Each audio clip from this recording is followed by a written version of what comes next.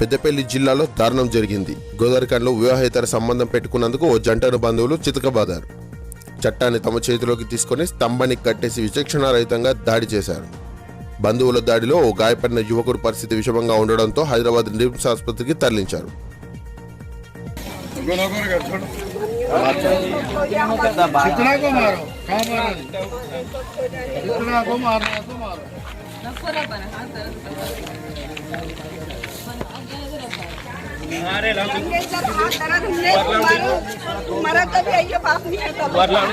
निकाल के रखने और तो हाथ नहीं करती है, हाथ तरह से तीन तो उठा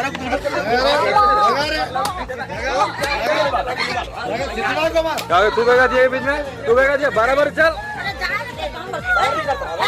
नहीं मारती मार तो सिरों को मार दो, मार दो बराबर जा।